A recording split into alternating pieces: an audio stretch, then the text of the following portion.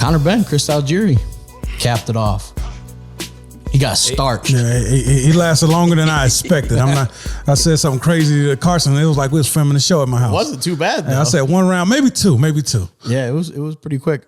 The one thing to comment on was, I don't know if he was fired up. He saw the Sonic 2 trailer, but why on the first knockdown did he do that tuck and roll into the ropes? That was so much. It was so much, and it made it look. This whole situation look bad. It wasn't momentum. So much. It wasn't momentum. Like Bradley I think and it was Pacquiao. momentum where he kind of stumbles forward, but then there was a conscious decision. He went like full Sega and went like hyperspeed, like Sonic or Knuckles. I got it now when you said Sonic. Yeah. Got it. But It was so much. I just felt like I felt like it don't matter what way my momentum taking me. I can't let me do that. Yeah. In the boxing ring, you know what I mean? So, but and then to get up and say, what? It was no knockdown, which I'm not even sure if it was, to be fair. But How you know it wasn't what just happened? it No, was 'cause he was mad.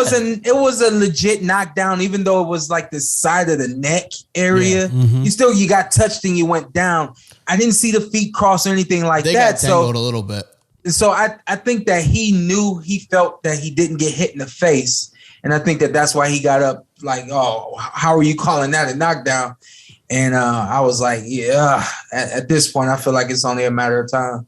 And it was. Yeah. And then That was an A performance. I feel like he's clearly the third up and coming welterweight now after Boots and Virgil Ortiz. He's that third guy. And, Chris Algieri, we wondered last week how he was going to perform at 37. And Shawn mentioned last week that his legs weren't what they once were at 37. And with one, kind of 1 foot in and out of being a full-time fighter, this seems like the kind of fight that kind of pushes you both feet out. a sonic roll out of the career. And I like Conor Benn, and I really like not just him as a fighter, and he's continues to improve and is explosive and exciting, but I like his demeanor. He's like his father was. He's like an antithesis to Eubank Jr. Yeah.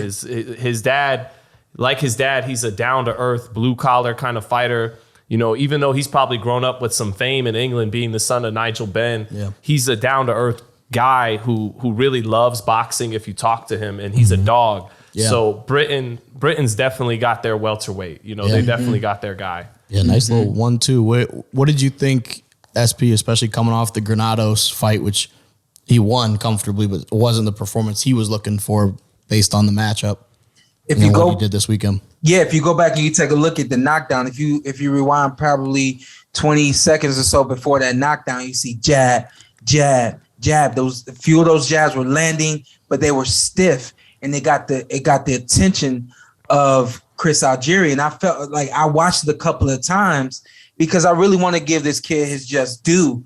The 1-2 was perfect, and it was set up by multiple jabs. It wasn't Chris Algieri's over the hill. It wasn't he quit or nothing like that. It was 100% Conor Benn doing exactly what he needed to do from the opening bell to the end of the fight. I felt like he was comfortable, confident, poised, patient. He didn't get wild or anything like that at all. I'm always looking to see how young fighters throw their punches, if they're looking for their shots and if they're throwing their shots with accuracy and aim. And he was doing all of that. And then when the 1-2 came, I rewound it a couple of times just because it was so nice. Yeah. And I was like, you know what? Let me make sure I make sure that I understand what happened. That way I can deliver the message on this podcast. And the 1-2 was set up by a couple of jabs.